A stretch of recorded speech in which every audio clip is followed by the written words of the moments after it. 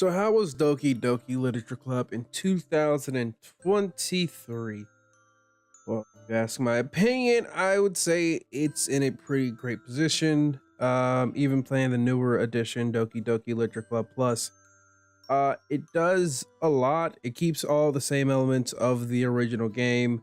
The biggest difference between Plus and then just regular one is that Plus adds more world building elements and kind of more lore about the universe of Doki in and of itself.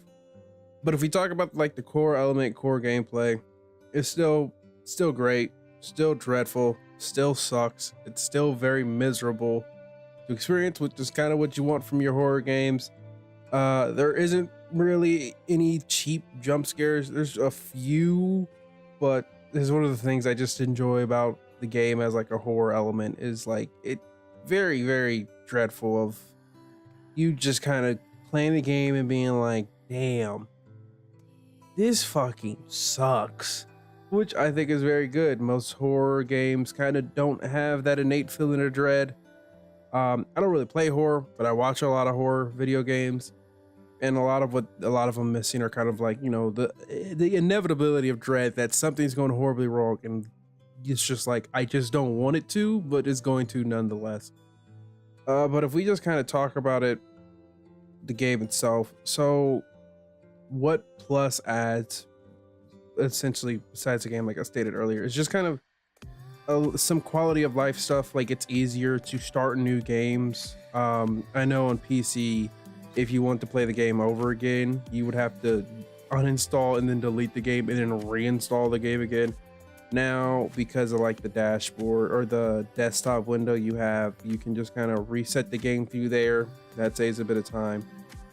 But they didn't really touch anything gameplay wise from Plus to just the regular one. So that's still all the same. But the new things they did add in Plus, because the regular one didn't essentially, it kind of came out once, some bug fixes. That was pretty much it. They didn't really add any new content. This is like the first version that they've added new stuff, and they've added lore stuff. I don't think they plan to add anything. I mean, this game, the Plus version came out in 2021. I want to say 2022 in October. No, I think it came up for that. That's just when I bought it. But some things about Plus that, of course, I do like is like the side stories, which is essentially kind of what happened before the main events of the story. They also added like they've added in like a company, and it's like, what is this company, what is this lore? They just kind of added in more lore stuff. I didn't show any of that in the videos because I just didn't want to show any of that in the videos. These videos are not supposed to be lore accurate, or not lore accurate. What am I trying to say? These videos aren't exactly like playthroughs and gameplay, so you're not going to see everything. I just kind of snippet the best part. I really enjoy the side stories. Take the side stories, add a lot, and kind of make all the characters kind of feel more, or make the world and the characters kind of feel more lived in for the most part. Instead of you dropped in the scenario and it's immediately like, oh, this is bad. But it's kind of like, after you go through the events and you watch the side stories, you're like, oh, okay, these were like legit real characters, which is pretty good. So on that, there's not really like too much to talk about. I mean, like I said, the horror elements of the game are still good. It's the first of its genre, really. Probably not. There's probably some that came out in like 1936. But it's definitely one of the mainstream ones that has definitely influenced like some other visual novels where it's just like, hey, it's actually a horror. And it kind of catches you off guard, which is why it was so popular when it originally came out, just like Five Nights at Freddy's, where it made essentially a new genre of horror that popularized it. And you got several new stories that I can't think of off the top of my head. The series that kind of based around this. Before this, like the visual novel like horror style of it was like you had stuff like Corpse Party, and that was like the closest you got, but you actually played in Corpse Party. This one's just kind of like pure visual novel. And there wasn't really anything too much like this. Like I said, there probably is. I didn't exactly be like, oh, let's look up some 15 games that are like Doki Doki that came out. I didn't do all that.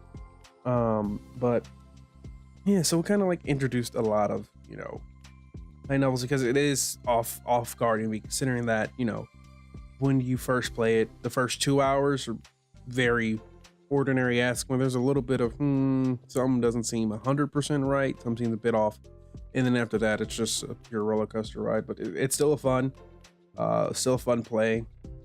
If I would recommend it. Pretty sure I think I bought it for like $10. You could probably get it for like $10 when it's on sale on like PlayStation, Xbox, if it's not free on Game Pass. I don't know, I'm not sure about Game Pass. Probably get it on Steam. It goes on sale, I don't know if it's frequently, but it's been on sale quite a few times, so I would definitely recommend buying it on sale and just experiencing it yourself, because it is just a good overall horror experience that, it's not the first of its kind, but it definitely is kind of like a, oh yeah, no, this is kind of like, oh, something we've never really and truly seen before. The mass public, the general public. I remember when this originally came out, just how popular it was. It wasn't on the level of like Five Nights at Freddy's, because Five Nights at Freddy's was just kind of like, it was like Chuck E. Cheese, and everyone's been to Chuck E. Cheese, and imagine if those animatronics wanted to kill you. And it was really, really, I won't say revolutionary, but it was essentially revolutionary at the time, close to. It was kind of the same way with this one. I feel like if Doki Doki would have came out now, it would have been even more popular, because anime's gotten more popular, so it's visual novels, everything essentially related to anime has just gone up in popularity in mass media. When back then, when this kind of came out, like, anime was still kind of like in the shoebox in the closet, where it's just kind of like, dude, I don't really know. And it was so popular, it even got people who don't play anime, watch anime, anything of that manga, where they even gave it a shot. They played it because it was popular. But now, especially with, like I said, the popularity of manga, anime, and all of that, it would probably do even better now. But even the fact that it came out when it did and was still as popular is pretty good. But yeah, overall, I would recommend buying the game. You probably, like I said, it's like you get it on sale for like $10, if not less. If not, you could definitely probably get it for $10 less. But overall, it's a fun game, a great game. It's on every console, I'm pretty sure. Yeah, it's on every console. Is it on Switch? It should be on Switch. It's probably on Switch. It might not be on Switch. It's probably, I don't know. I don't keep up with Switch. All right, there is another thing I need to talk about before I go ahead and close this video, and that is the soundtrack. Now, the music to just the original Doki Doki Literature Club is very good. It's very atmospheric of everything, even before it goes into absolute and complete misery. But in Doki Doki Plus, when you do side stories, there's a lot of new music, essentially like a whole new soundtrack for it. And the music is beautiful. Music is absolutely builds the emotions that come with the scene. It's very touching. It's excellent music. I love it. I think it's essentially perfect for what it's trying to do. And it's very touching and very somber, because some of the side stories get into deeper topics, and it's just kind of like, oh man, this hits different. This hits different. And like the soundtrack, like I said, it's one of the things in the side stories too, where if you don't listen to it, if you play it without the music, it's like, but when you play it with the music, it is a completely different beast. I think the music in this game, I think the soundtrack is phenomenal, even when it's not doing horror and just doing its normal. It's phenomenal. Well, we already talked about the graphics. I mean, the graphics don't really age. It's the same old visual novel graphics. They haven't really changed in decades. Everything looks good. No bugs, no glitches. I didn't crash once while playing the game. I didn't run into an error, no frame drops, no stuttering that wasn't deliberate from the game. Anything else that I'm missing? No, I think that that should be about it. But yeah, no, I would definitely say Doki Doki Literature Club in 2023 is great. I would recommend you play it. I recommend buy it. It is only 7 years old at this point. The newer version is, of course, but like I said, it's it's a game that you can play at this point, and it's not dated or old or anything like that. Just a good game overall that I would recommend. Other than that, yeah, that's it. Doki Doki Literature Club is doing great in 2023.